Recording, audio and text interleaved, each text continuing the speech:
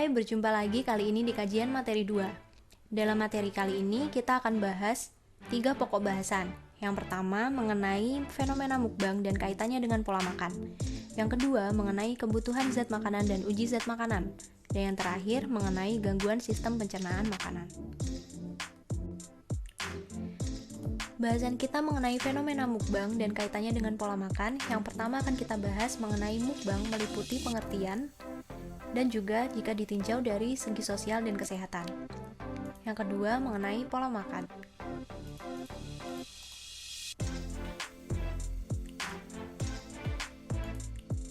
Mukbang merupakan sebuah tren yang berasal dari Korea Selatan berupa kegiatan di mana merekam seseorang sedang makan dengan porsi yang besar dibandingkan individu pada umumnya. Kemudian ditayangkan secara live maupun mengunggahnya ke platform video online seperti YouTube. Fenomena mukbang dapat ditinjau dari berbagai aspek, namun kita akan fokus pada aspek sosial dan kesehatan. Mukbang mewakili aspek sosial berasal dari tradisi makan bersama di Korea Selatan yang dilakukan sambil bercakap-cakap. Jika ditinjau dari aspek kesehatan, mukbang tak jarang memicu terjadinya perilaku mengkonsumsi makanan secara berlebih, di mana hal tersebut dapat menimbulkan obesitas. Kemudian, kebiasaan makan yang terlalu cepat oleh kebanyakan pelaku mukbang akan menyebabkan makanan tidak terkunyah dengan baik, sehingga memberatkan kerja organ pencernaan. Mukbang erat kaitannya dengan pola makan. Jadi, apakah sebenarnya yang dimaksud dengan pola makan? Pola makan merupakan sebuah cara atau usaha dalam mengatur jumlah serta jenis makanan untuk mempertahankan kesehatan, status nutrisi, dan mencegah atau membantu penyembuhan penyakit. Pola makan ini erat kaitannya dengan berbagai komponen, antara lain jenis makanan yang terdiri atas makanan pokok, lauk hewani, lauk nabati, sayur dan buah, frekuensi makan berupa intensitas makan seseorang dalam satu hari, biasanya meliputi makan pagi, makan siang, makan malam, dan makan selingan. Yang ketiga, yaitu jumlah makan, berupa banyaknya makanan yang dimakan tiap individu dalam suatu kelompok. Kemudian, apa sih yang dimaksud dengan pola makan seimbang? Pola makan seimbang didefinisikan sebagai pengaturan jumlah dan jenis makanan dalam bentuk susunan makanan sehari-hari, dengan kandungan zat gizi yang terdiri atas karbohidrat, protein, lemak, vitamin, mineral, dan air. Kemudian ada juga istilah menu seimbang yang menurut PUGS atau Pedoman Umum Gizi Seimbang sebagai makanan yang beraneka ragam yang memenuhi kebutuhan zat gizi. Makanan dengan gizi seimbang adalah makanan yang mengandung zat tenaga, zat pembangun, dan zat pengatur. Zat tenaga diperlukan untuk melakukan aktivitas sehari-hari. Sebagian besar didapatkan dari karbohidrat dan lemak. Zat pembangun berfungsi untuk pertumbuhan dan mengganti sel-sel yang rusak, didapatkan dari protein.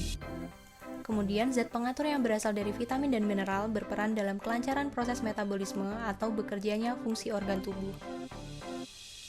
Selanjutnya, dari mana kita mengetahui zat yang kita perlukan untuk tubuh terkandung dalam bahan makanan apa saja? Salah satunya dengan melakukan uji zat makanan. Uji yang pertama adalah uji karbohidrat yang meliputi uji amilum dan uji glukosa. Yang kedua adalah uji kandungan protein yang bertujuan untuk mengetahui ikatan peptida pada sampel. Yang ketiga adalah uji lemak yang dilakukan secara sederhana dengan kertas buram untuk mengetahui kandungan lemak di dalam sampel. Uji karbohidrat yang pertama adalah uji amilum atau pati. Uji ini menggunakan reagen Lugol. Lugol ini akan bereaksi dengan menunjukkan perubahan warna pada sampel menjadi biru kehitaman apabila di dalamnya terkandung kandungan amilum atau pati. Uji glukosa yang dilakukan dengan menggunakan reagen Benedict yang dipanaskan bersama sampel akan bereaksi positif berupa munculnya endapan berwarna merah bata apabila pada sampel terkandung glukosa.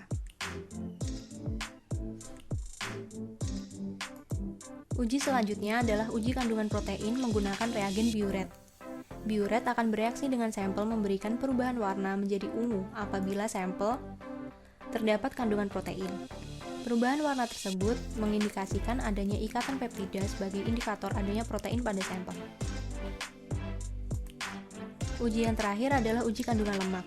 Uji ini dilakukan dengan cara menggosokkan sampel ke dalam kertas buram. Apabila di dalam sampel terdapat kandungan lemak, maka kertas buram akan berubah menjadi transparan. Hal tersebut dapat dikonfirmasi kembali dengan mengeringkan atau mendekatkan kertas pada bunsen untuk memastikan bahwa kertas buram tersebut menjadi transparan bukan karena kandungan air, karena air akan menguap apabila dipanaskan. Terakhir pada kajian materi 2 ini adalah mengenai gangguan pencernaan makanan. Terdapat berbagai gangguan yang dapat terjadi pada organ pencernaan sebagai berikut. Yang pertama, gangguan yang mungkin terjadi pada mulut, yaitu berupa sariawan, karies gigi, gigi tifus, dan gigi impaksi. Pada esofagus, gangguan dapat berupa radang esofagus atau esofagitis. Yang ketiga, pada lambung, gangguan dapat terjadi berupa tukak lambung dan GERD. Pada usus halus, ulkus duodenum dapat terjadi. Pada usus besar, gangguan yang terjadi bisa berupa usus buntu, konstipasi, dan diare.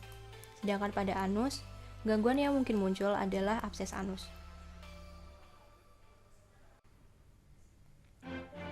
Setelah kita mengenal lebih dekat tentang fenomena mukbang yang merebak di kalangan remaja, gangguan yang mungkin terjadi berkaitan dengan fenomena mukbang adalah sebagai berikut. Fast food atau makanan instan seringkali dijumpai dalam menu makanan mukbang. Konsumsi makanan rendah serat tersebut dapat memicu terjadinya konstipasi atau susah buang air besar. Konstipasi merupakan kondisi di mana feses berbentuk kering dan keras. Mukbang identik dengan menu makanan Korea berbumbu pedas. Makanan tersebut dapat menyebabkan diare, di mana kondisi individu mengalami buang air besar secara terus-menerus dengan tekstur feses yang lembek atau cair. Kondisi tersebut berlangsung minimal 3 kali dalam 24 jam terakhir. Mukbang juga identik dengan porsi makanannya yang besar.